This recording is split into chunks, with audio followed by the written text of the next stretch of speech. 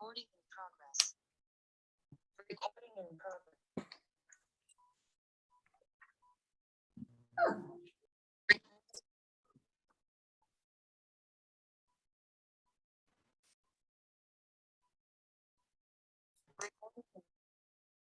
예, 혹시 질문 있어요?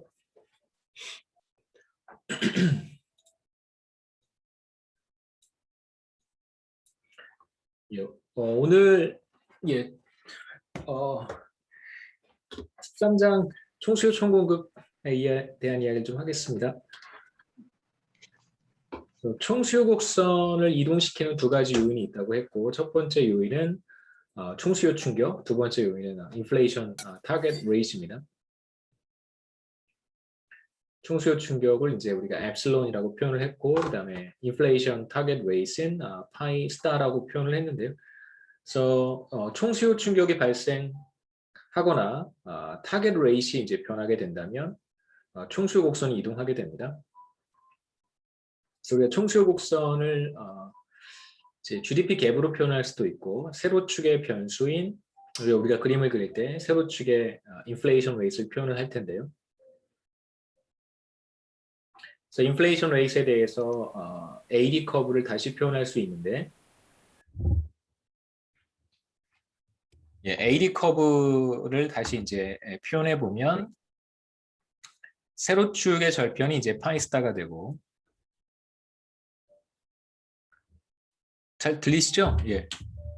세로축의 절편이 이제 파이 스타가 되고, 총수요 충격이 발생한다면 총수요 충격까지 이제 포함을 시켜야 되겠죠. 그래서 파이 스타와 총수요 충격에 해당하는 이제 1 over b p의 엡실론 t가 이제 AD 커브의 세로축 절편이 될 거예요.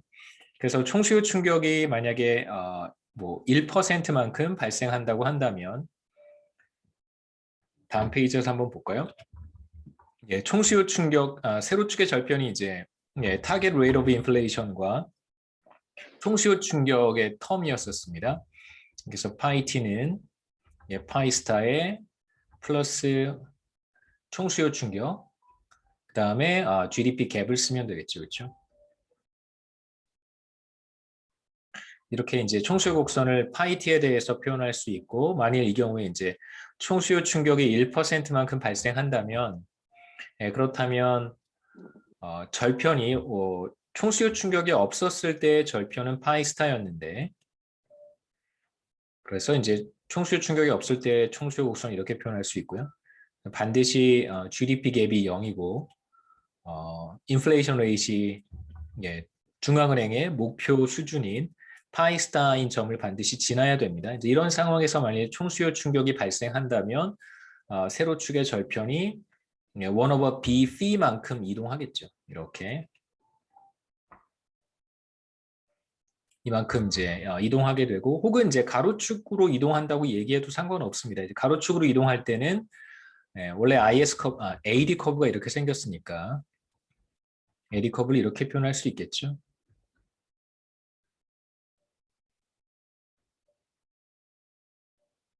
그래서 총수요 충격이 잠시만요.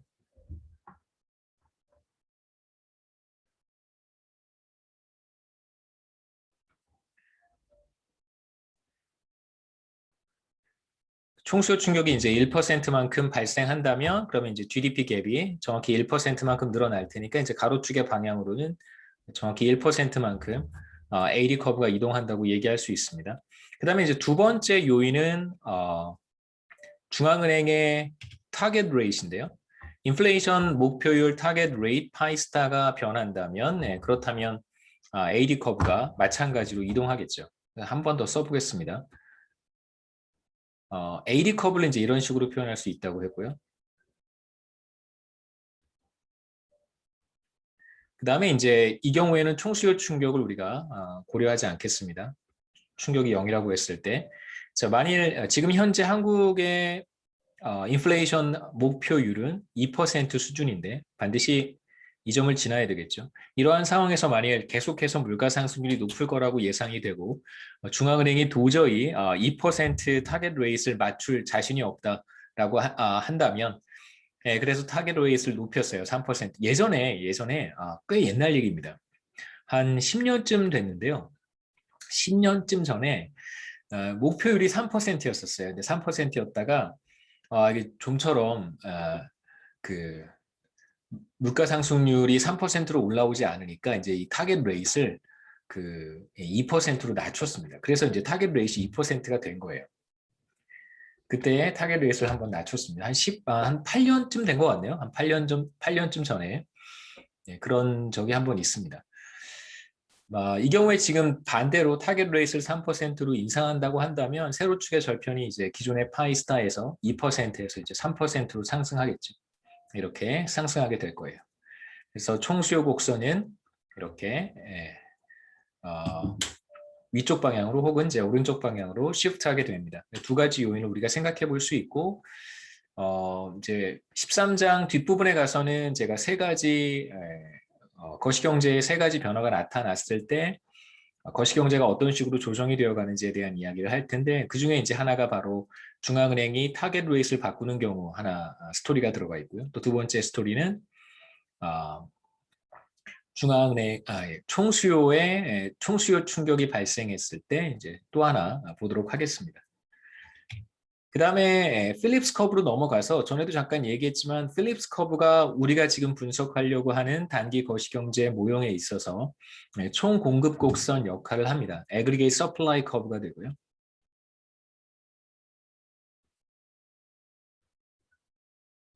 그래서 이걸 그냥 AS 커브라고 부르기도 합니다. 총 공급 곡선. 그래서 총 공급 곡선은 뭐 별도로 도출하지 않고 우리가 기업의 프라이스 세팅 비헤이비어를 잘 보여주는 필립스 커브를 총 공급 곡선으로 활용을 합니다. 그래서 우리가 이렇게 표현했었고요. 그래서 여기에서 기업들이 어떻게 가격을 조정하는지를 보여주는 최적 의사결정입니다. 가격에 대한 기준은 바로 지난기의 인플레이션 레이트고요. 그래서 지난기에 실현된 인플레이션 레이트를 일종의 벤치마크로 사용해서 혹은 앵커로 사용을 해서 이게 이제 일종의 기준점이 되는 것이죠.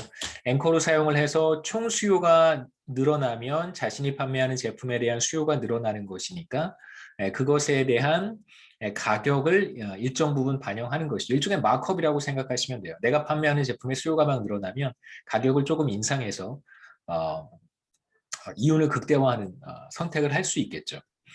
그래서 이제 총수요가 확대되면 물가가 상승하게 되고요. 기업들의 의사결정을 반영한 결과. 그다음에 또 하나는 그래서 이걸 우리가 수요 견인 인플레이션이라고 불렀고요. 디맨드 풀 인플레이션이라고 불렀고. 그다음에 이제 다양한 공급 측면에서의 충격이 있을 텐데 총 공급 충격입니다. AS 샥. 뭐 예를 들면 원자재 가격이 상승한다든가 뭐 등등등 여러 가지 요인들. 기업의 의사결정, 가격과 관련한 의사결정에 직간접적으로 영향을 주는 충격이 발생하게 된다면 그럼 이제 앵커, 지난기에 실현된 물가 상승률을 기초로 해서 거기에 추가적으로 가격을 인상하려고 하겠죠. 이걸 이제 우리가 코스트 푸시 인플레이션이라고 불렀습니다. 그래서 충격이 없다고 가정을 했을 때 GDP 갭과 인플레이션 사이에는 이러한 이제 우상향하는 관계가 있겠죠. 이게 이제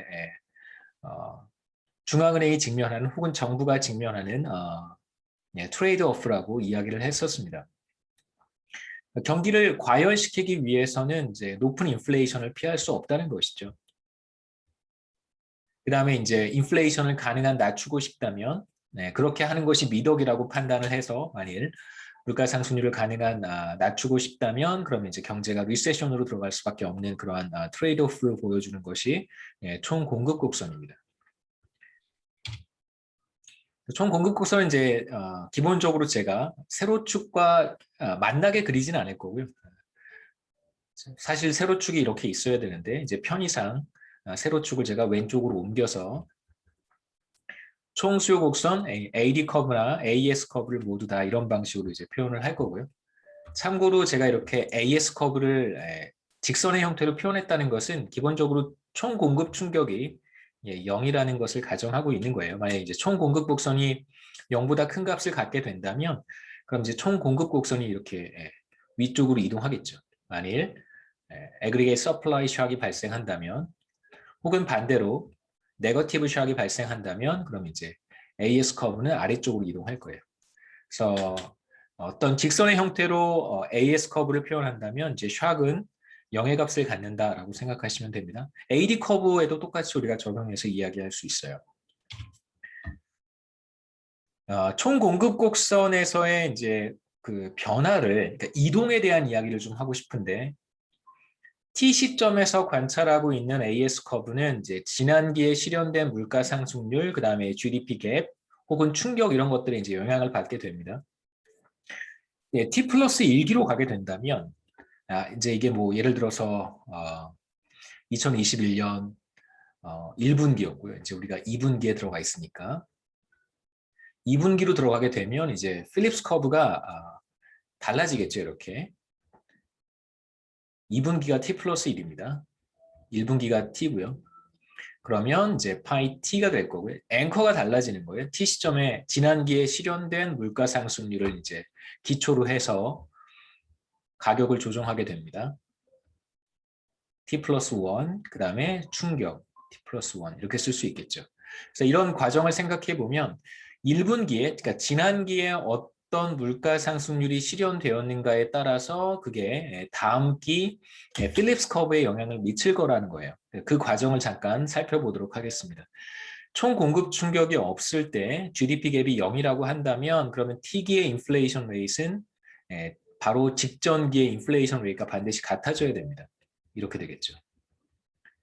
GDP 갭도 0이고 총 공급 충격도 없다면 당연히 이것도 0이 되고 이것도 0이 될 테니까 T기에 실현되는 물가 상승률은 물론 뭐 여기에서 몇 가지 이제 전제가 필요하긴 하겠습니다만 물론 이제 경제 전체의 GDP 갭이 0이라고 한다면 실현되는 물가 상승률은 이제 지난기의 물가 상승률과 같을 거고요.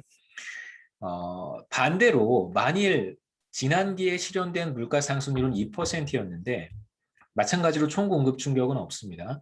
그런데 이제 이번 기에 GDP 갭이 1%라고 한다면 경제 전체 GDP 갭이 경제가 어느 정도 과열된 것이죠.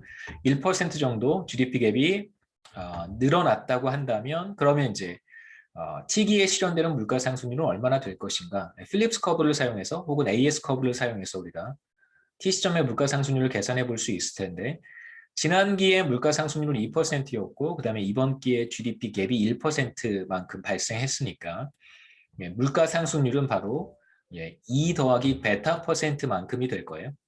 그래서 T 시점의 물가 상승률은 바로 2 더하기 베타 %가 됩니다. 그럼 이제 다음 기로 갔을 때 T 플러스 1기의 총 공급 곡선은 조금 다른 형태를 가질 것이라고 예상해 볼 수 있죠. T 플러스 1기가 되면 제가 여기 쓴 것처럼 마찬가지로 이렇게 표현할 수 있고 T 플러스 1기에도 총 공급 충격은 0이라고 가정하겠습니다. 총 공급 충격이 발생하지 않았음에도 불구하고 이제 어떤 변화가 나타나게 되냐면 T 플러스 1기의 총 공급 곡선은 그러니까 T 플러스 1기가 되었을 때 기업들이 가격을 어떻게 결정하냐면 지난기에 실현된 물가 상승률을 이제 앵커로 사용을 해서 거기에 총수요가 늘어나는지 혹은 줄어드는지 GDP 갭이 플러스가 되는지 마이너스가 되는지 혹은 총 공급 충격이 발생하는지 발생하지 않는지를 고려해서 자신의 가격을 결정할 거라는 거예요. 그런데 여기서 중요한 것은 지난기에 실현된 물가 상승률이 이제 더 이상 2%가 아니라 지난기에 경제가 어느 정도 과열됐기 때문에 물가 상승률이 2 플러스 베타 %만큼 상승했습니다. 그러면 이제 T 플러스 1기의 총 공급 곡선의 절편에 해당하는 인플레이션 레이트는 이제 더 이상 2%가 아니라 2 더하기 베타 %만큼이 되겠죠. 그래서 그림에서 보시면 T 시점에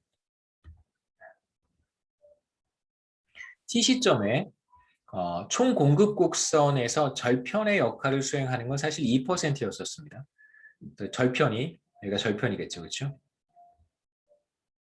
그래서 2%였는데 다음 기가 되면 이제 T 시점에서 GDP 갭이 1%였기 때문에 사실상 물가 상승률은 그러니까 실현된 물가 상승률은 2 플러스 베타 %였었어요. 그러니까 T 시점에서의 거시경제 균형은 이 점이었다고 우리가 얘기할 수 있습니다. T 시점 거시경제 단기 균형은 단기 균형에 대한 개념은 제가 조금 이따가 설명하도록 하겠습니다.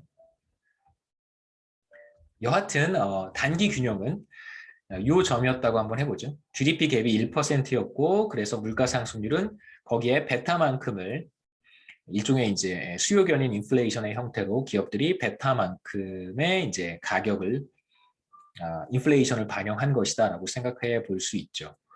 그럼 이제 T 플러스 1기가 되었을 때 앵커가 되는 물가 상승률은 바로 지난 시점의 인플레이션 레이트니까 자 이제 총 공급 곡선이 이동할 거예요. 어떻게 이동하냐면 이제 절편이 이게 되는 것이죠. 이게 바로 앵커가 되니까.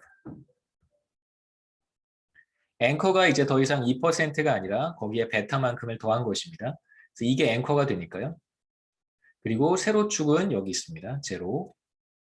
그래서 이 점을 반드시 지날 거라고 이제 우리가 생각해 볼 수 있겠죠. 그래서 T 플러스 1기가 되면 총 공급 곡선은 이전 수준에서 정확히 베타 퍼센트 포인트만큼, 베타만큼 앵커가 바뀐 거니까요. 2%에서 2 더하기 베타 퍼센트만큼 이렇게 총 공급 곡선이 위쪽으로 이동하겠죠. 그래서 총 공급 곡선은 바로 직전 시점에 실현된 물가 상승률이 변하기만 하면 그렇게 되면 이제 계속해서 이동해 갈 수밖에 없습니다. 그래서 이게 이제 우리가 단기 거시경제의 변화를 생각할 때 좀 조심스럽게 따져봐야 될 문제라고 할 수 있겠죠. 물가 상승률이 변화하게 되면 이제 총 공급 곡선이 계속해서 이동할 테니까요. 네, 우리가 생각하는 경제는 이제 최초에 뭐 스테디 스테이트 슬로우 성장 모형의 개념을 이용하면 혹은 뭐 라머 모형에서처럼 밸런스드 그로우트 패드 상에 있었다라고 가정을 하겠습니다. 그래서 이 말은 곧 뭘 뜻하냐면 GDP 갭은 0%고요. 그 다음에 이제 중앙은행의 타겟 레이시 중앙은행이 타겟 레이스를 잘 맞춰온 경로다라고 우리가 가정하는 것입니다. 그래서 뭐 비교적 먼 과거부터 물가 상승률은 이제 파이스타로 일정하게 유지가 되어 왔고요. 그다음에 이제 GDP 갭은 0%다 이렇게 우리가 얘기해 볼 수 있겠죠. 그래서 최초의 정상 상태에 있다면 그러면 AS 커브에서 지난 시점의 물가 상승률이 앵커의 역할을 한다고 했는데 지난 시점의 물가 상승률은 중앙은행의 목표 수준인 타겟 레이싱 파이스타를 잘 맞춰왔기 때문에 T 시점의 총 공급 곡선의 앵커는 이제 타겟 레이시 되겠죠. 이렇게 썼다면 지난 시점까지 목표율이 잘 유지가 된 것이다라고 생각하시면 됩니다. 그래서 T 시점에서 만약에 GDP 갭이 0%이고 총 공급 충격도 발생하지 않는다면 당연히 T-1기까지 유지되어 온 타겟 레이시 T 시점에서도 일정하게 유지가 되겠죠. 자 이제 지난 시간과 지금 오늘 시작할 때 AD 커브에 대한 이야기를 했고 AD 커브는 IS 커브와 테일러 룰을 결합한 것입니다. 그래서 AD 커브를 이해하실 땐 이렇게 이해하시면 돼요. 이게 AD 커브인데 AD 커브는 사실상 중앙은행이 선택하는 점입니다. 물가 상승률이 주어지면 중앙은행이 선택하는 점이에요. 그래서 파이T가 주어졌을 때 중앙은행이 선택하는 점입니다. 통화정책을 통해서 중앙은행이 선택하는 거예요. 그러니까 과도한 인플레이션이 나타나면 중앙은행은 어떻게 할까요? 과도한 인플레이션이 나타나면 타겟 레이트보다 인플레이션이 굉장히 높아진다면 중앙은행은 경기를 리세션으로 가져가는 거예요. 그러니까 금리를 인상해서 거시경제를 리세션으로 끌고 간 다음에 투자를 떨어뜨리는 것이죠. 그렇죠? 총수요를 떨어뜨리면 그러면 이제 총 공급 곡선을 따라서 어떠한 변화가 나타날 것이라고 예상할 수 있냐면 총 공급 충격이 없을 때 기업들이 가격 결정을 어떻게 하냐면 총 공급 충격이 없을 때는 전반적인 수요 상황에 따라서 자신의 가격을 결정할 거란 말이에요. 그런데 지금 리세션으로 들어갔으니까 자신이 판매하는 재화의 가격을 인상하지 않거나 조정한다면 인하하는 의사결정을 하게 될 거예요. 그렇게 되면 이제 물가 상승률이 하락하겠죠. 그렇기 때문에 AD 커브는 기본적으로 AD 커브는 물가 상승률이 주어지면 중앙은행이 얼마만큼의 GDP 갭을 용인할 것인가, 선택할 것인가를 보여주는 하나의 이제 중앙은행의 메뉴라고 할 수 있습니다. 일종의 이제 메뉴판을 가지고 있는 것이죠. 거시경제 메뉴판을. 그러니까 물론 이제 현실에서는 그게 이렇게 지금 우리가 AD 커브를 하나의 식으로 표현할 수 있을 만큼 간단한 문제는 아닙니다. 중앙은행의 어떤 전반적인 경제 상황에 대한 해석도 있고 테일러 룰을 우리가 뭐라고 특별한 형태의 스페셜 케이스를 보고 있는 거란 말이에요. 물가 상승률에만 반응하는 금리 정책을 우리가 생각하고 있습니다. 다른 요소들도 분명히 많이 존재할 거예요. 제가 한국은행법 간단하게 소개했던 것처럼 뭐 금융 안정도 중요할 것이고 전반적인 고용 상황도 있는데 지금 우리 총수요 총공급 모형에는 노동시장에 대한 그 분석은 사실 포함이 되어 있지 않기 때문에 그런 요소들을 고려하는 것이 이제 현실 거시경제 정책이라고 할 수 있고 우리는 그걸 이제 동시에 다 분석하는 것이 뭐 할 수는 있는데요. 할 수는 있는데 그러다 보면 이제 뭘 하는지도 잘 좀 복잡하고 그리고 그러니까 얻는 것과 잃어버리는 것을 우리가 좀 비교해야 되잖아요. 모형을 복잡하게 만들어서 우리가 얻을 수 있는 인투이션이라든가 분석 능력이라든가 뭐 어떻게 어플라이 할 것인가에 대한 것보다 만일 그 모형을 이해하고 어떤 식으로 작동하고 변화가 왔을 때 각 시장별로 어떠한 조정이 이루어지는지를 이렇게 다 살펴보는 것이 이제 코스트가 될 수도 있겠죠. 제 생각에는 이제 우리 교과서에서 제시한 가장 간단한 형태의 AD/AS 커브가 가장 유용하다고 생각을 합니다. 그래서 AD 커브는 물가 상승률이 주어졌을 때 중앙은행이 선택하는 GDP 갭을 모아놓은 것이고요. 그 다음에 이제 총 공급 곡선인 AS 커브는 GDP 갭이 주어지면 중앙은행이 선택한 거란 말이에요. 중앙은행이 현재 물가 상승률 수준에서 선택한 GDP 갭이 있을 거예요. GDP 갭을 0%로 만들 수도 있고 경기를 과열로 끌고 갈 수도 있고 혹은 리세션으로 가져갈 수도 있습니다. 물론 중앙은행이 가만히 있었는데 경제 전반에 충격이 발생해서 리세션이 생길 수도 있어요. 그런 경우는 이제 총수요 충격으로 인한 것이고 지금 제가 말씀드리는 것은 총수요 충격이 발생하지 않았을 때 중앙은행이 현재 물가 상승률 수준에서 리세션을 선택할 수도 있다는 뜻입니다. 만약에 리세션을 선택하게 되면 기업들은 가격을 조정하지 않거나 조정해도 인하하는 의사결정을 하게 된다면 물가 상승률이 하락하겠죠. 그렇죠? 그래서 그때 실현되는 물가 상승률은 처음에 중앙은행이 인식했던 바로 이 물가 상승률과 같아질 거예요. 무슨 말인지 단기 균형에 대한 정의를 제가 설명하면서 다시 한번 말씀드리겠습니다. 거시경제 전반에 걸쳐서 충격이 존재하지 않는다면 이제 AD 커브는 이렇게 표현할 수 있고 AS 커브는 이렇게 표현할 수 있겠죠. 여기서 이제 중요한 가정은 지난 시점에 실제로 실현된 물가 상승률은 타겟 레이트가 같다라고 이제 가정하고 있는 것입니다. 그래서 총수요 곡선의 이 타겟 레이트 파이스타는 이건 중앙은행의 타겟 레이트를 보여주는 거고요. 중앙은행이 이제 대중에게 퍼블릭에게 어나운스한 물가 상승률 목표치를 보여주는 것이고 AS 커브의 파이스타는 지난기에 실현된 물가 상승률을 보여주는 거예요. 그래서 이거는 지난기에 T-1기의 물가 상승률이 파이 T-1이 파이스타였다라고 하는 것을 이제 보여주는 것입니다. 그래서 두 개의 곡선에 파이스타가 있을 때 각각 어떤 의미가 있는지 좀 차이를 생각해 보셨으면 좋겠고요. 그다음에 우선 총공급 총수요 충격이 없을 때 우리가 어떠한 균형이 형성되는지 지금 AD 커브는 우하향하는 곡선으로 표현할 수 있고 AS 커브는 우상향한단 말이에요. 그럼 이제 두 곡선이 한 점에서 만날 거라고 예상할 수 있는데 그 점을 한번 찾아보겠다는 거예요. 그래서 우선 AS 커브를 이렇게 표현할 수 있겠죠. 파이스타를 왼쪽으로 이렇게 넘겨주면 뭐 아니면 파이스타를 그냥 AD 커브에 대입해도 괜찮습니다. 이렇게 한번 해보죠. 이제 파이 T를 그대로 이렇게 대입을 하는 거예요. 그러면 마이너스 BP의 파이스타 그 다음에 베타의 GDP 갭 마이너스 파이스타겠죠. 그래서 여기 파이스타는 없어지게 되고 남는 건 이제 BP 베타 GDP 갭입니다.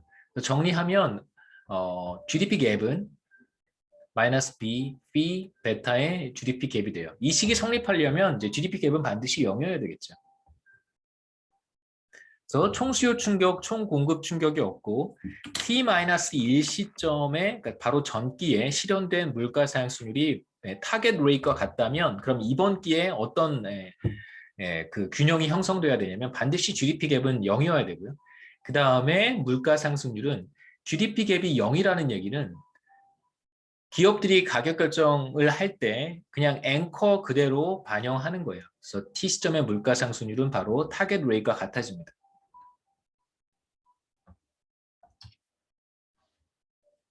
예. GDP 갭이 0이라면 T 시점의 인플레이션율은 이제 목표율과 같아지겠죠. 그래서 경제는 정상 상태 혹은 BGP, Balanced Growth Path에 여전히 이제 머물러 있게 돼요. 정리해 보면 T-1 시점까지 정상 상태 혹은 BGP에 있었다면 그리고 T 시점에 어떠한 충격도 발생하지 않는다면 그렇다면 이제 T 시점에도 여전히 이러한 균형 상태, 정상 상태 혹은 BGP에 머물러 있게 됩니다. GDP 갭은 0%, 물가 상승률은 타겟 레이트를 유지하는 것이죠. 그래서 최초의 균형이 사실 여기였었고요. T-1기 균형이 여기였었는데 만일 총수요 충격도 없고 총 공급 충격도 없다면 그럼 이제 그 다음 기회도 여전히 이 점이 균형이 된다는 뜻입니다. 이 점에 거시경제가 이 점을 갖게 되는 것이죠. 이건 뭐 조금 어려운 표현으로 characterize 한다고 얘기하는데 이 점으로 characterize 되겠죠. 표현되겠죠. 자, 이제 세 가지 뭐 엑서사이즈 비슷한 걸 한번 해보겠습니다. 첫 번째 케이스는 이제 원자재 가격이 상승하는 경우, 다시 말하면 이제 총 공급 곡선에 총 공급 충격이 발생하는 경우고요. 두 번째는 중앙은행이 인플레이션 타겟 레이트를 높이는 거예요. 타겟 레이트 오브 인플레이션을 현재 2%에서 뭐 2.5% 혹은 3%로 높이는 경우 이제 거시경제에 조정이 발생할 텐데 그 조정 과정이 어떻게 나타나는지 하나씩 살펴보겠습니다. 세 번째는 총 수요 충격이 발생하는 경우에 첫 번째 케이스는 총 공급 충격이 발생하는 경우 그 다음에 두 번째는 타겟 레이트를 인상하는 경우 그다음에 세 번째 케이스는 총수요 곡선이 발생하는 경우. 근데 첫 번째 케이스에서의 총 공급 충격은 한 번 발생한 다음에 그 다음부터 이제 제가 한 기간을 보통 분기로 가정을 하겠습니다. 그래서 한 분기 동안 총 공급 충격이 발생한 다음에 다음 분기가 되면 이제 그 충격이 계속해서 유지가 되는 건 아니고요.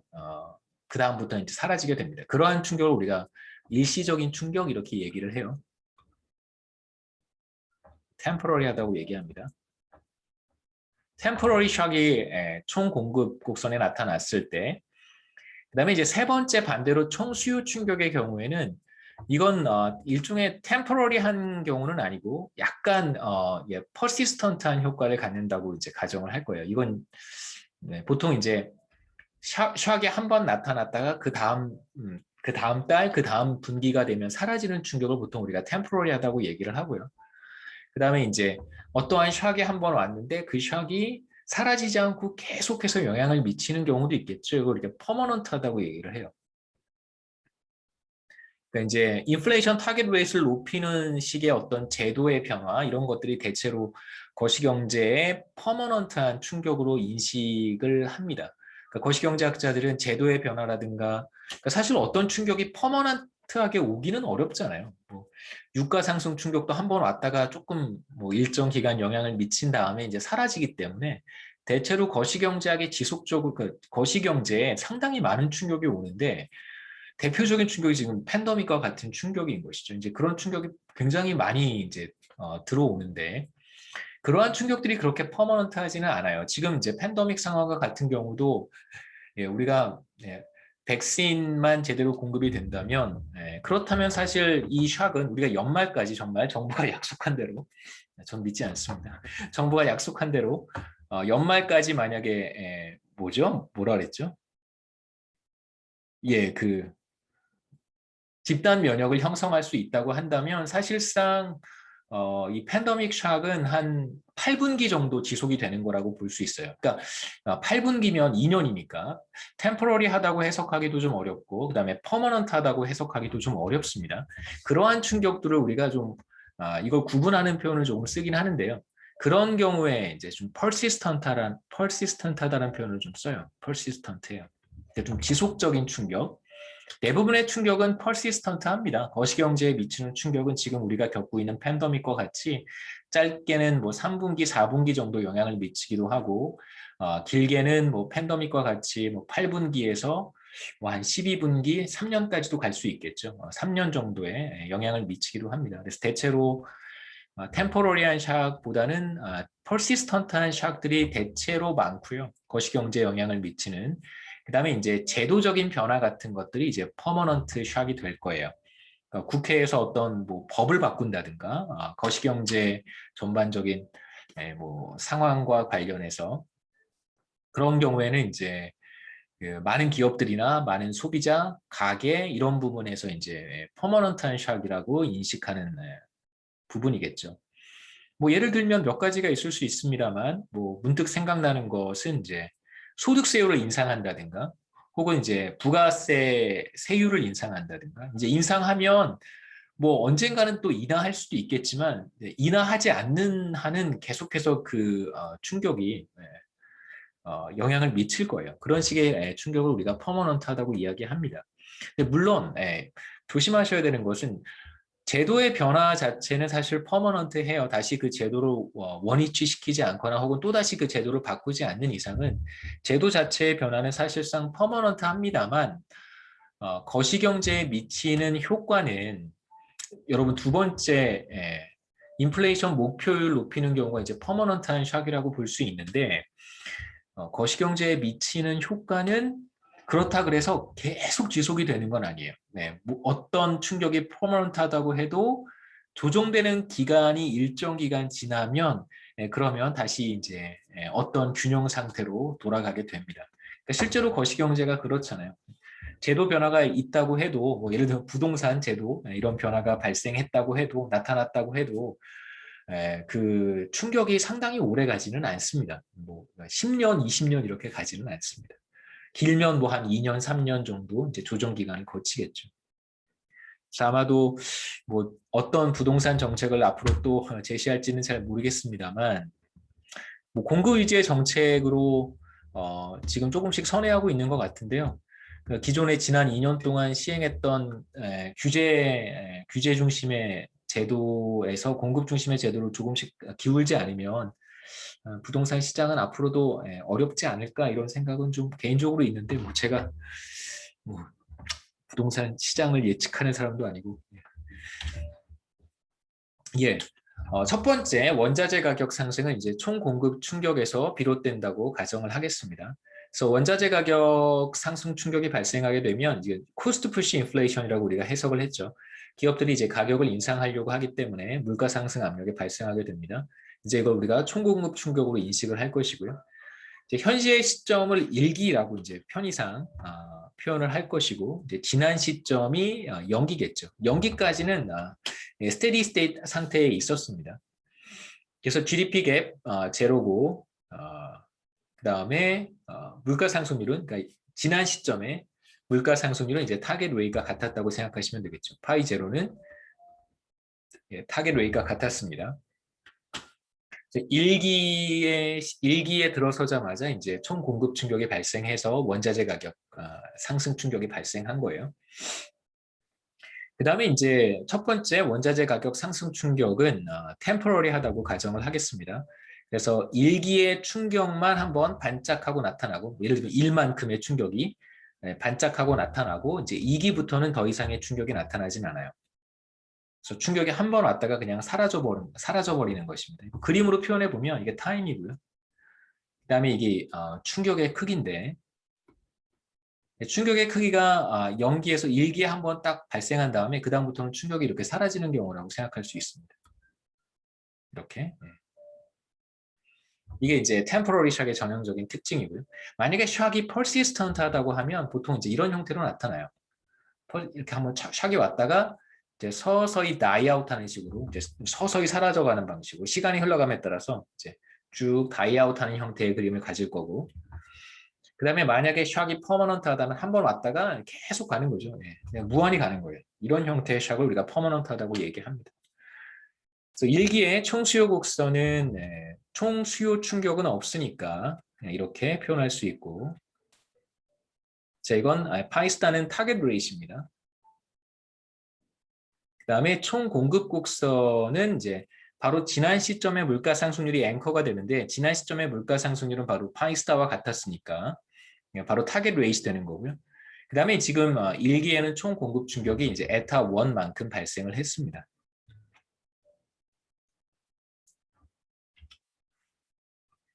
자, 어떤 이제 변화가 나타나는지 한번 보시죠. 우선 최초에 균형 상태에 있었으니까 바로 요 점에 있었습니다. 이게 AS 커브고요. 연기의 AS 커브고 이제 연기의 AD 커브예요. 뭐 AD 커브는 뭐 특별한 충격이 발생하거나 타겟 레이트이 바뀌지 않으면 변하지 않으니까 AD 커브는 앞으로도 변하지 않을 거예요. 그래서 AD 커브는 일정합니다. AD 커브는 뭐라고 말씀드렸냐면 물가 상승률이 이렇게 주어지면 중앙은행이 어떤 GDP 갭을 선택하는가를 보여주는 일종의 중앙은행의 매뉴얼, 메뉴 혹은 매뉴얼과 같은 것입니다. 이 AD 커브를 현실적이지는 않지만 AD 커브를 딱 들여다보고 지금 물가 상승률이 몇 퍼센트 실현이 됐으면 그럼 바로 GDP 갭을 선택을 하는 거예요. 어떻게 선택하냐면 명목 이자율을 조정을 하고 그럼 실질 이자율이 반응을 하겠죠. 실질 이자율이 반응하게 되면 뭐 투자가 증가하거나 감소하거나 그렇게 조정이 되어서 GDP 갭이 플러스가 될 수도 있고 마이너스가 될 수도 있습니다. 그래서 물가 상승률에 따라서 이제 중앙은행이 선택하는 어떤 이제 매뉴얼 혹은 뭐 그냥 메뉴 이렇게 생각해 볼 수 있겠죠. 자, 지금 현재 연기의 균형이 여기입니다. 지금 1기가 되었을 때 총 공급 충격이 에타 1만큼 발생했어요. 그러면 이제 총 공급 곡선이 위쪽으로 이동하겠죠. 충격의 크기만큼 에타 1이 0보다 큰 충격이니까 충격의 크기만큼 이렇게 위쪽으로 이동할 거예요. 근데 세로축이 여기 있었다고 한다면 바로 이 절편의 거리가 정확히 충격의 크기만큼이 되겠죠. 우리 세로축을 왼쪽에 표시를 했습니다. 그래서 이만큼이 바로 충격의 크기고요. 총 공급 충격의 크기. 그럼 이제 1기의 새로운 균형은 총 공급 곡선과 총 수요 곡선이 만나는 점에서 달성될 거라는 걸 우리가 알 수 있겠죠. 그렇죠? 그래서 1기의 균형은 여기가 될 거예요. 그래서 1기의 균형이 나타나는 그 과정을 한번 생각해 볼 필요가 있는데 일종의 이제 이런 메커니즘이라고 생각하시면 돼요. 일종의 인투이션입니다. 총 공급 충격이 발생을 했어요. 그럼 기업들이 어떻게 반응하기 시작하냐면 AS에 나타난 충격이니까 기업들이 코스트 푸시 인플레이션이 발생했으니까 자신들이 판매하는 제품의 가격을 막 인상하는 거예요. 그럼 이제 인플레이션 압력이 막 발생하겠죠. 그렇죠? 인플레이션 압력이 막 발생하는 거예요. 이렇게. 발생을 할 때 이제 중앙은행은 타겟 레이트보다 물가 상승률이 높아지면 지금 파이스타보다 이 타겟 레이트보다 물가 상승률이 높아지게 되면 그럼 이제 금리를 어떻게 하는 걸까요? 금리를 인상을 해서 경제를 리세션으로 끌고 가려고 하는 거예요. 그래야 이제 물가 상승률이 하락할 테니까. 그러니까 왜 리세션으로 들어가면 물가 상승률이 하락할까? 이게 이제 우리가 좀 생각해 봐야 될 문제죠. 충격이 발생하게 되면 중앙은행은 센트럴 뱅크입니다. 금리를 인상하고요. 그리고 GDP 갭을 마이너스로 가져가겠죠. 그러니까 리세션으로 거시경제를 끌고 가는 거예요. 왜 이러한 의사결정을 하게 되냐면 총 공급 곡선에서 파이T는 최초의 파이스타 더하기 베타의 GDP 갭, 그 다음에 충격이 발생했단 말이에요. 여기에서 지금 코스트 푸시 인플레이션이 발생했습니다. 인플레이션을 잡으려면 중앙은행의 책무 중에 가장 중요한 게 인플레이션이니까요. 우리는 다른 걸 생각하지 않고 중앙은행은 물가 상승률만 잡는 거예요. 물가 상승률을 잡아야 되니까 어떻게 하냐면 이걸 떨어뜨려서 물가 상승률을 잡겠다는 것입니다. GDP 갭이 마이너스가 되면 이제 총 수요를 억제하면 기업들이 어느 정도 가격 인상을 과도하게 진행하지 않게 되겠죠. 가격 인상이 이제 과도해지지는 않을 거라고 우리가 예상할 수 있습니다. 요걸 노리는 거죠, 그렇죠? 근데 이제 아까도 말씀드렸듯이 사실 AD 커브는 물가 상승률에 대해서 중앙은행이 선택하는 GDP 갭을 모아놓은 것이라고 했습니다. 그래서 AD 커브가 달라지지 않는 이상은 거시경제는 AD 커브 바깥에서 어떤 점을 갖지는 않아요. 그러니까 이런 데서 균형이 나타나지는 않습니다. 이런 데서. 반드시 이제 AD 커브 상에서 하나의 균형이 나타나야 돼요. 그래서 이 점에서 시작해서 이제 중앙은행이 어떤 의사결정을 하면 금리를 계속 인상을 하는 거죠. 금리 인상을 계속합니다. 그러면 GDP 갭은 이제 마이너스 쪽으로 가는 거죠. AD 커브를 따라서 쭉 마이너스로 가는 거예요. 그러면 기업들은 처음에 이만큼 가격 인상을 하고 싶었는데 GDP 갭이 마이너스가 되니까 총 공급 곡선을 따라서 이렇게 쭉 내려오는 거죠. 미끄러져 내려오는 거예요. 원래는 인상하고 싶었던 가격이 사실 총 공급 충격을 다 반영하는 거죠. 중앙은행이 금리 조정을 전혀 하지 않으면 중앙은행이 물가 상승률에 전혀 관심이 없다. 중앙은행의 관심은 GDP 갭만, 그러니까 경기 변동이 나타나지 않는 GDP 갭이 항상 0%를 유지하도록 만드는 것이다라고 한다면 중앙은행은 아무 액션도 취하지 않을 거예요. 총공급 충격이 발생했을 때 기업들이 가격 인상을 막 단행을 하면 그냥 내버려 둘 거예요. 뭔가 액션을 취하면 금리를 인상하거나 인하하거나 어떤 액션을 취하게 되면 GDP 갭이 제로부터 벗어나게 될 테니까 그런 극단적인 상황에서의 AD 커브는 이런 형태를 갖겠죠. 중앙은행이 물가 상승률에 전혀 관심이 없다면 이런 형태의 AD 커브를 가질 거예요. 지금 상황에서 중앙은행은 물가 상승률을 관리하는 것이 최우선 목표인 그러한 중앙은행의 총수요 곡선을 우리가 보고 있는 것입니다. 그래서 중앙은행이 금리를 인상하게 되고 리세션으로 빠지게 되니까 기업들은 총 공급 충격만큼 다 가격 인상을 반영하지 못하고 리세션 때문에 수요가 감소하잖아요.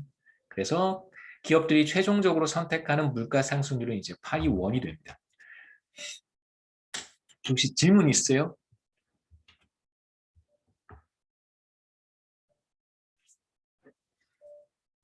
총공급 충격이 발생하면 기업들은 가격을 인상하려고 하기 때문에 이제 AS 커브가 위쪽으로 이동하는 거고요. 그다음에 이제 테일러 준칙이라고 하는 거, 테일러 룰이라고 하는 건 우리가 가정했던 것은 이제 물가 상승률을 잡는 거잖아요. 그렇죠? 실질 이자율을 fee의 물가 상승률이라고 했습니다. 그래서 타겟 레이스로부터 벗어나면 이자율이 이렇게 상승하는 거예요. 그래서 이자율이 상승하니까 GDP 갭이 마이너스가 되겠죠. 그래서 AD 곡선은 인플레이션을 잡기 위해서 얼마나 많은 경기 침체를 중앙은행이 감수할 수 있는가를 보여주는 것이라고 했습니다. 그래서 기업들의 가격 인상을 억제하기 위해서 이제 경기 침체가 불가피한 거죠. 이걸 떨어뜨려서 마이너스로 가져가서 총 공급 충격이 발생을 했고 금리 인상을 통해서 물가 상승률이 이제 타겟 레이트보다 높아질 것이라는 프레셔가 거시경제에 발생한 거니까요. 금리 인상을 통해서 이제 리세션으로 거시경제를 끌고 내려가는 것입니다. 기업 입장에서 보면 중앙은행의 금리 인상으로 인해서 총수요가 위축되면 자신들이 판매하는 제품에 대한 수요가 이제 줄어들기 때문에 원자재 가격 상승에 대한 그 비용 부담을 다 전가를 시켜야 되는데 이제 자신이 판매하는 제품에 대한 수요가 좀 줄어든 거잖아요. 그렇기 때문에 그 원자재 가격이나 원유 가격 상승을 전부 다 반영하지 못하는 것입니다. 이거 한번 계산해 보면 재미있을 것 같아서요. 한번 계산해 보죠.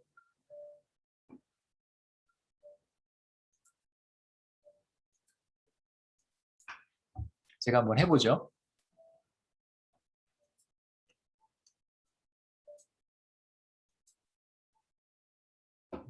강노트 보고 설명해도 되는데 제가 별로 그런 방식을 좋아하지 않아서.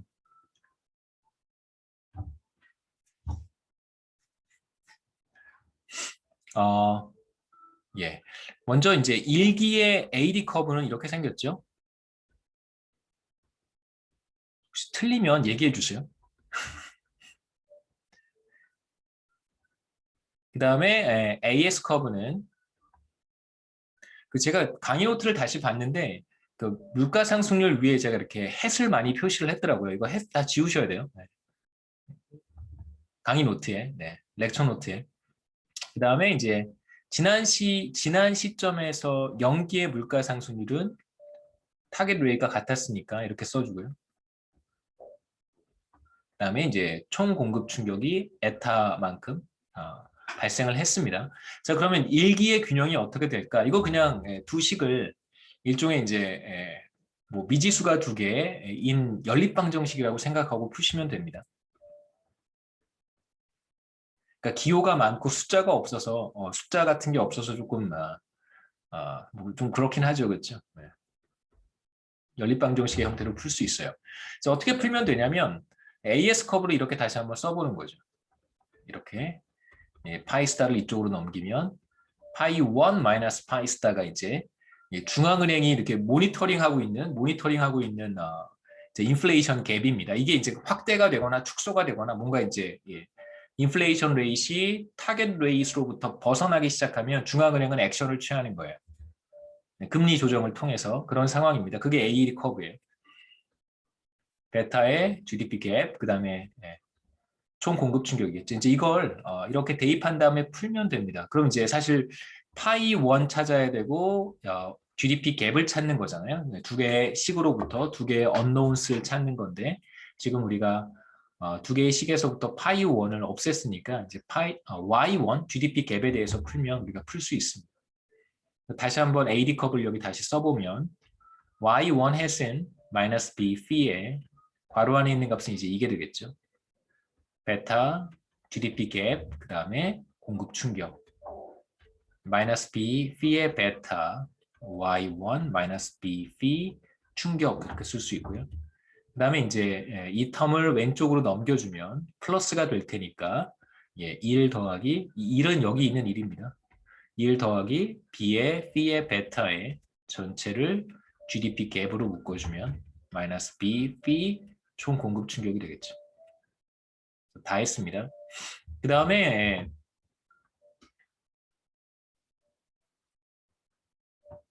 지워버릴까? 다 지워버리죠.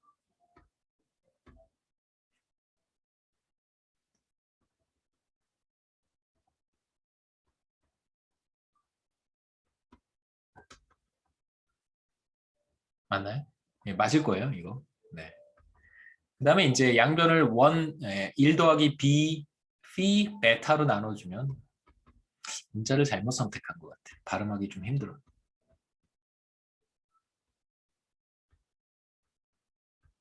이렇게 일기의 GDP 갭을 선택할 수 있어요. 잘 보시면 뭐 의미가 이제 크게 있는 건 아니고 이 값들을 의미를 찾지 마시고 이렇게 쭉 보시면 이 값은 1보다 클 것 같을 1보다 클까요? 작을까요? 1보다 작겠죠. 그렇죠? 네. 그러니까 B도 양수고 P도 양수예요. 베타도 다 양수인데 보시면 1 더하기 something 분의 좀 something인데 이거 여기 있는 거니까. 그렇죠? 1에다가 뭘 더해줬는데 그거보다 조금 작은 값이 분자에 있는 거예요. 당연히 1보다 작겠죠. 그렇죠? 무슨 말을 하고 싶은 거냐면 최초에 발생한 총 공급 충격이 에타였었습니다. 에타, every time 에타. 이 에타예요. 최초에 발생한 충격이 에타였어. 저 에브리타임을 에타라고 하는 거 얼마 전에 그 사회과학대학 학장님한테 처음 들었어요. 사회과학대 그 학장님이 좀 연세가 좀 있으시거든요. 이제 뭐 내후년에 정년퇴직하시는데 그 에타라고 그러시더라고요. 그래서 에타가 뭐지 하고 물어보진 못하고 한참 듣고 있는데 이제 그 에브리타임이라고 하시더라고요. 이게 에타입니다. 에타의 충격이 1만큼 발생했을 때 GDP 갭이 얼마만큼 발생하는가를 보면 얘가 1보다 작은 값이니까 예를 들면 0.5라고 한번 해보죠. 실제로 충격의 크기보다는 좀 적게 경기가 침체가 된다고 할 수 있겠죠. 그래서 GDP 갭의 감소 규모는 크기는 뭐 감소 규모는 실제 충격보다 실제 발생한 충격보다는 작습니다.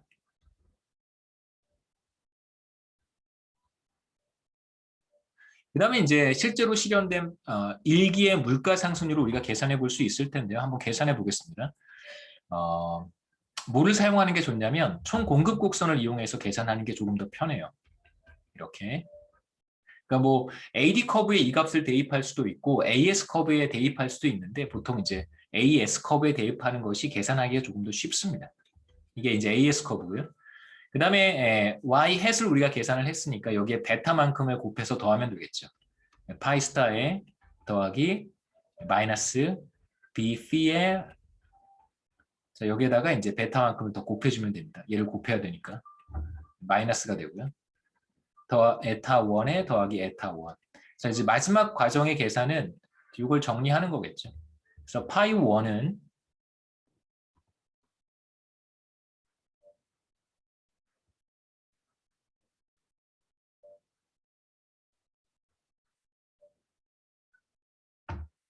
열심히 강의를 듣는 학생들한테 도움을 제가 드려야 돼서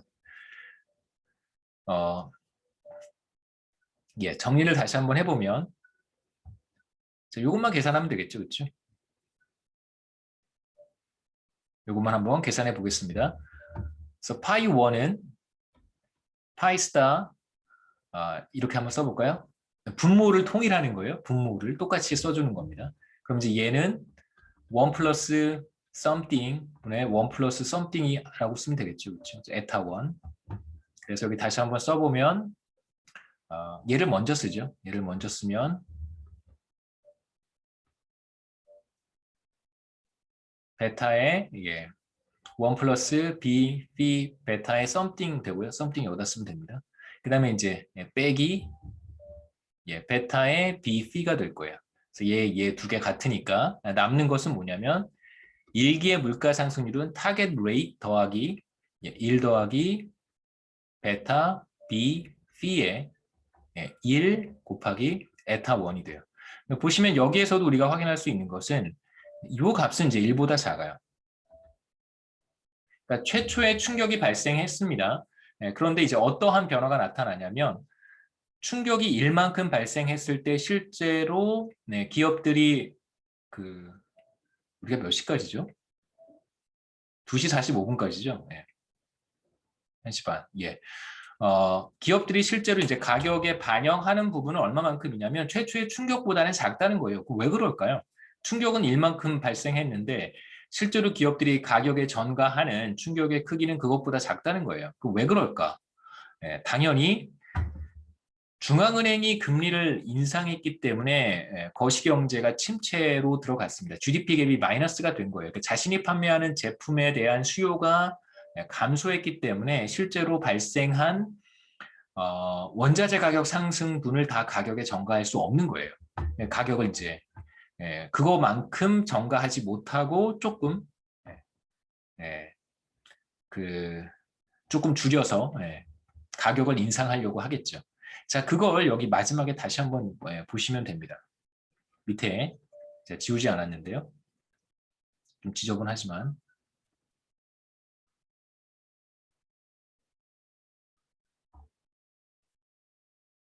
자, 여기에 잘 묘사가 되어 있습니다. 마이너스죠. 여기 플러스. 그러니까 실제로 발생한 충격이 이만큼이고요. 근데 이걸 다 이렇게 전가하지 않는다는 거예요. 실제로 전가한 크기를 봤더니 뭐 예를 들면 0.3만큼만 반영을 한 것이죠. 그럼 나머지 0.7이 뭐 정확한 값은 아니에요. 그냥 대충 던지는 겁니다. 0.3만큼만 반영을 했습니다. 그런데 그럼 나머지 0.7은 어디 간 것일까? 어디 간 거냐면 이것 때문에 그런 거예요. 중앙은행이 금리 인상을 통해서 GDP 갭을 마이너스로 끌고 갔기 때문에 기업들이 판매하는 제품에 대한 수요가 줄어들어서 그만큼의 가격을 떨어뜨리는 것이라고 보면 됩니다. 그래서 이만큼, 이게 이제 1만큼의 충격이 발생했을 때 실제로 반영하는 것은 30%밖에 안 되고 70%는 총수요가 위축되었기 때문에 그만큼의 가격 전가를 시키지 않는다, 하지 않는다 이렇게 해석하시면 됩니다. 질문 있으세요? 설명이 명쾌한가요?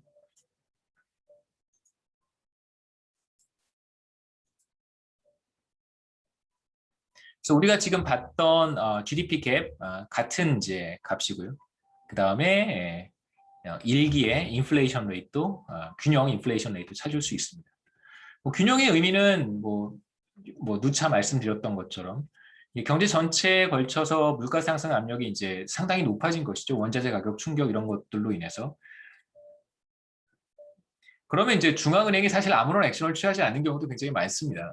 물가 상승률을 그냥 용인하는 게 제 생각에는 아마도 지금 상황에서도 교과서 같으면 우리가 지금 보고 있는 거시경제 텍스트북 같은 경우면 지금 아마도 상황이 좀 지금 그런 상황이란 말이에요. 원자재 가격 상승 상당히 크게 나타나고 있고 그 다음에 뭐 미국 경제도 그렇고 몇몇 이제 팬데믹 상황에서 조금씩 빠져나오고 있는 그런 국가들의 특징이 뭐냐면 그러니까 노동 공급이 원활하지 못한 거예요. 그러니까 여러 가지 문제들이 있는데 그 중에 하나가 그러니까 지금 아직도 일상생활이 이거 좀 별개의 이야기인데 그냥 거시경제의 큰 틀에서 한번 생각해 볼 만한 이슈이기도 합니다. 그러니까 왜 가격 인상 압력이 어느 때보다 그렇게 커졌는가? 물가 상승 압력이 왜 그렇게 커졌는가는 몇 가지로 생각해 볼 수 있는데 일단 원자재 가격 상승 충격이 발생하고 있고요. 그 다음에 이제 또 하나는 노동 공급이 원활하지 않은 거예요. 계속해서 공장을 가동을 하고 서비스 섹터든 뭐 금융 부문이든 계속해서 이제 수요가 팽창하고 있으니까 계속해서 생산을 늘리고 싶은데 이제 고용을 늘리기가 쉽지 않은 겁니다. 기업 입장에서. 그게 몇 가지 요인이 있는데 많은 사람들의 그 생활이 이제 일상 생활로 돌아가지 못하는 상황이란 말이에요. 그러니까 아이를 돌봐야 되는 이제 여성의 노동 공급 감소가 지금 굉장히 크고 실제로 한국 같은 경우에도 뭐 얼마 전에 보고서가 나오긴 했지만 이제 기혼 여성들이 자녀를 돌보는 그런 문제 때문에 노동시장에서 많이 떠나 있는 상황이에요. 근데 지금 유럽이라든가 미국 같은 경제를 생각해 보면 훨씬 더 심각하거든요. 여성의 노동 공급이 크게 감소했습니다. 그리고 당분간 이전 수준으로 회복되기는 어려울 것 같아요. 그렇다면 이제 노동 공급이 원활하지 않으면 우리가 쉽게 예상할 수 있는 건 당연히 이제 임금이 상승하겠죠. 인건비가 상승할 가능성이 있고 인건비가 상승하게 되면 당연히 기업들은 제품 가격에 전가할 거예요. 생산 비용이 높아졌기 때문에 기업들의 제품의 가격도 상승하겠죠. 그러면 노동의 수급이 원활하지 않는다는 측면에서도 물가 상승률 압력은 물가 상승률의 상승 압력은 인플레이션 압력은 더 커질 수 있습니다. 그래서 굉장히 많은 사람들이 염려하는 부분이에요. 과연 이게 이제 비교적 그러니까 그래서 이제 지금 디베이트가 나오는 게 뭐냐면 한국중앙은행은 잘 모르겠습니다. 한국중앙은행은 뭐 아직 우리가 약간 좀 조심스러운 것 같아요. 물가 상승률이 계속 지속적으로 상승할 것인가에 대해서 약간 좀 회의적인 것 같지만 글로벌 경제에서는 물가 상승률이 당분간 계속해서 상승할 것 같습니다. 그렇다면 이걸 우리가 쉽게 해결할 수 있는 문제인가? 원자재 가격 상승하는 문제, 그 다음에 이제 노동 공급이 뒤따라주지 않아서 노동 비용이 상승하는 문제, 이런 것들이 비교적 짧은 시간 안에 중앙은행이 해결할 수 있는 문제일까라고 생각해 보면 그렇게 쉽지는 않거든요. 근데 이제 얼마 전에 최근의 얘기입니다. 최근에 이제 미국 중앙은행의 연준 총재죠. 총재가 굉장히 자신 있는 것처럼 언제든지 우리가 물가 상승률을 잡을 수 있는 것처럼 그렇게 입장 표명을 했어요. 그랬더니 이제 그 조금 이제 다른 견해를 가지고 있는 저명한 거시경제학자들이 이제 엄청나게 비판을 했죠. 이게 지금 그런 상황은 아닌 것 같다. 낙관할 수 있는 상황은 아닌 것 같다. 자신할 수 있는 상황은 아닌 것 같다. 뭐 이런 코멘트를 하기도 했었습니다. 네, 그 다음에 이제 이어서 좀 보고 싶은 건 아까 말씀드렸던 것처럼 충격의 크기만큼 왜 물가 상승률에 반영되지 않을까? 이게 실제로 충격의 크기고요. 1이니까 1이죠, 그렇죠? 1 곱하기 에타 1이니까 거기에 이제 총수요가 줄어드는 효과가 있는 것입니다. 물가 상승률 압력이 생기니까, 그러니까 인플레이션 압력이 생기니까 중앙은행이 금리를 인상을 했고 GDP 갭이 마이너스가 된 거예요. 이제 그 효과가 여기에 이렇게 묻어 있는 거죠. 제가 아까 보드에 썼던 것과 같은 내용입니다. 뭐 중앙은행이 어떤 식으로 금리 정책을 하는지에 대한 이야기인데요. 당연히 물가 상승률 압력이 생겼으니까 당연히 그 차이만큼 금리를 인상하려고 하겠죠. 그럼 얼마만큼의 금리를 인상했을까? 일기에 실제로 일기에 실현된 물가 상승률이 정확히 이거였었습니다. 제가 아까 계산했던 거고요. 한번 가볼까요? 안 좋았죠, 제가.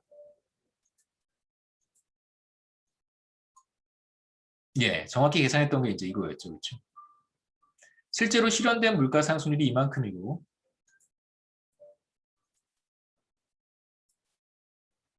똑같습니다. 자, 그러면 중앙은행이 어떠한 금리를 결정을 할까? 바로 테일러 룰이고요. 테일러 룰 이렇게 우리가 표현했습니다. 그러니까 명목 이자율을 통해서 이제 실질 이자율에 영향을 미치는 거고요. 이제 이게 IS 커브죠, 그렇죠? IS 커브 이게 테일러 룰이에요. 이 둘을 결합한 게 총수요 곡선이었습니다. 실제로 실현된 물가 상승률의 갭은 다시 말하면 파이 1과 타겟 레이 사이의 차이죠, 그렇죠? 파이 1 마이너스 파이 스타는 정확히 이만큼이에요.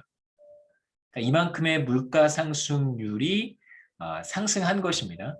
그러면 파이 1 마이너스 파이 헷, 파이 스타, 인플레이션 갭이죠. 실현된 인플레이션 갭이 그만큼이니까 이제 그만큼의 fee를 곱해서 이자율을 인상한다라고 생각하면 되겠죠. 그래서 P만큼을 곱해서 이제 이자율을 인상하는 것입니다. 그럼 GDP 갭은 얼마가 될지 우리가 금방 계산할 수 있겠죠.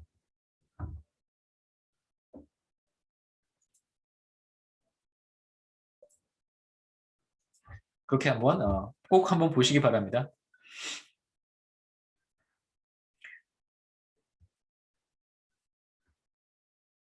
그래서 중앙은행이 선택하는 이자율의 갭은 이만큼이 되고요. 그래서 이자율을 인상하는 거죠. 0보다 크니까. 자, 그러면 IS 커브를 통해서 우리가 GDP 갭이 얼마나 실현될지를 알 수 있습니다. 그래서 이 값을 대입하면 우리가 앞서 처음에 계산했던 GDP 갭 똑같은 값을 얻을 수 있어요. 그래서 이 어떠한 메커니즘으로 그러니까 사실은 이제 곡선 두 개가 만나는 점이 균형인 건 맞아요. 그렇게 그냥 간단하게 균형을 찾을 수는 있는데 우리가 IS 커브가 뭐고 그다음에 테일러 준칙이 뭐고 필립스 커브가 무엇인지에 대한 이야기를 다 했단 말이에요. 그럼 이제 다 그걸 스토리로 이야기할 수 있겠죠. 그래서 이제 일기의 균형을 찾을 수 있습니다. 이게 일기의 균형이에요. 일기에 실현되는 GDP 갭, 이건 중앙은행이 선택한 것입니다. 중앙은행이 파이 1을 관찰하고 바로 즉시 통화정책을 해서 선택한 GDP 갭이 Y1 햇이고요. 기업들은 Y1 햇과 실제로 발생한 충격의 크기를 관찰한 다음에 가격 조정을 했겠죠. 그럼 그 결과 실현되는 물가 상승률이 바로 이제 파이 1이 되는 거예요. 그래서 이 둘은 항상 같아야 됩니다. 중앙은행이 관찰하고 결정을 한 중앙은행이 파이를 관찰을 하고 GDP 갭을 선택합니다.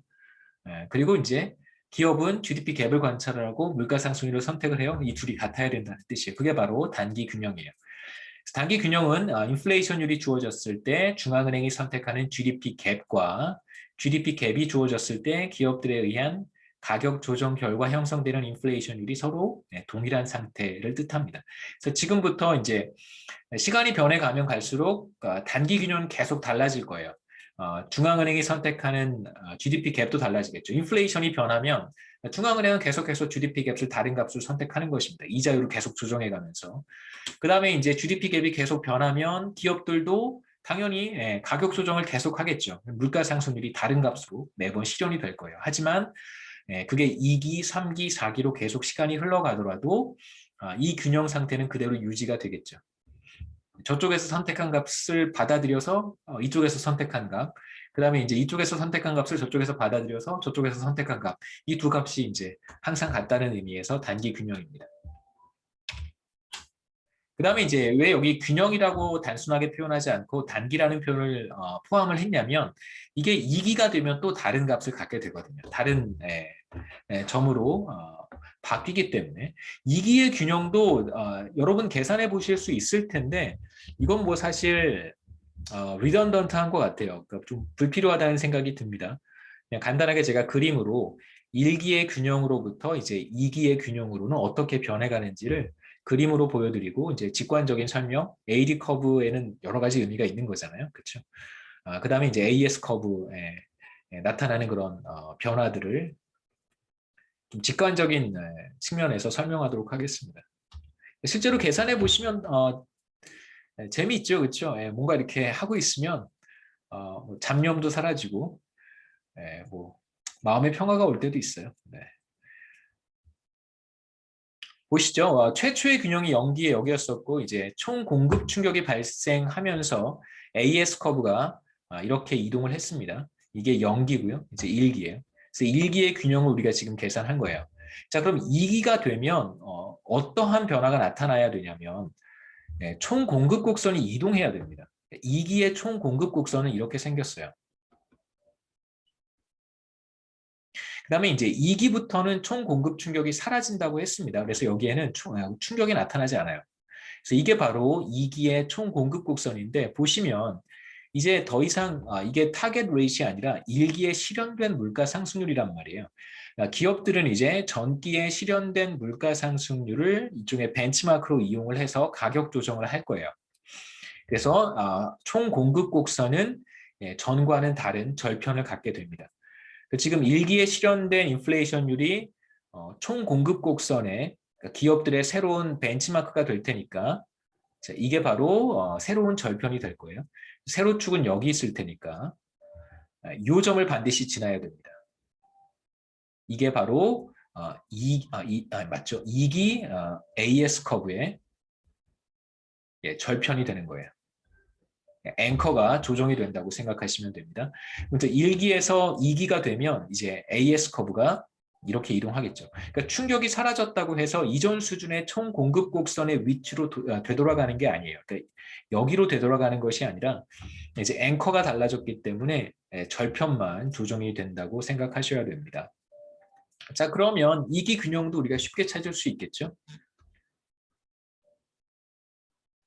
자, 2기의 절편 이동했을 것이고 그 다음에 AD 커브는 본질적으로 이동하거나 변하지 않습니다. 중앙은행이 선택하는 메뉴 자체가 달라진 건 아니니까요. 메뉴판이 바뀐 건 아니니까. 그럼 이제 2기의 균형은 총 공급 곡선과 총 수요 곡선이 만나는 이 점이 되겠죠. 그래서 균형을 찾는 건 어렵지 않아요. 그냥 두 개의 곡선이 만나는 점이 바로 이제 균형이 됩니다. 문제는 이 균형이 뭘 뜻하는지를 우리가 좀 생각해 볼 필요가 있는 것이죠.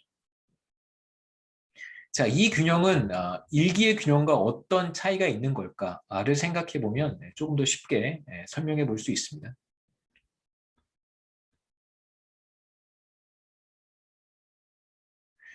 자, 1기에서 2기로 넘어가게 되면 그냥 이제 스토리로 말씀을 드리고 간단하게 또 뒤에 정리가 되어 있으니까 가서 또 보죠.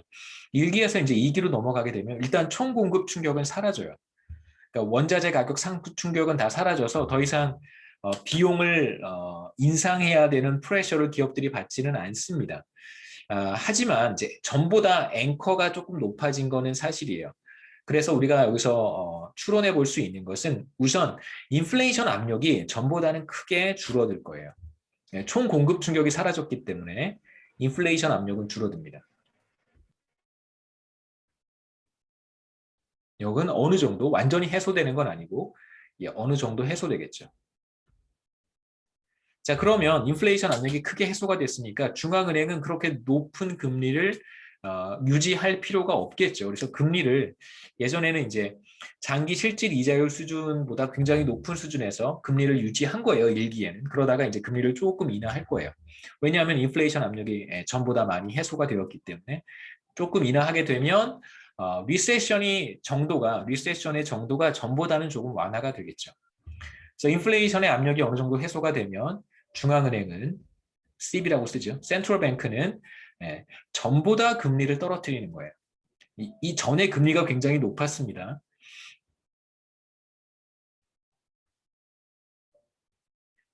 그러면 이제 실질 이자율이 떨어질 테니까 그러면 이제 기업의 투자가 전보다 늘어나는 거예요.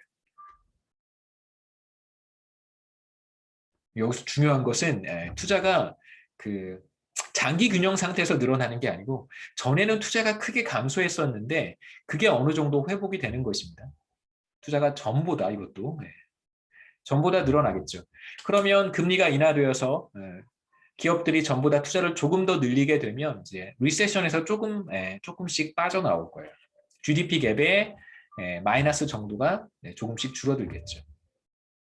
그래서 2기에 나타나는 균형은 리세션의 정도는 전보다 조금 약하고 GDP 갭의 마이너스 값이 전보다는 조금 더 덜할 거고요. 그 다음에 이제 물가 상승률은 1기보다는 조금 더 하락하겠죠. 파이 2. 그러니까 하지만 기업들이 물가 상승률을 그 지난기와 같은 수준으로 유지할 수 없는 이유는 뭐냐면 여전히 GDP 갭이 마이너스이기 때문에 그래요.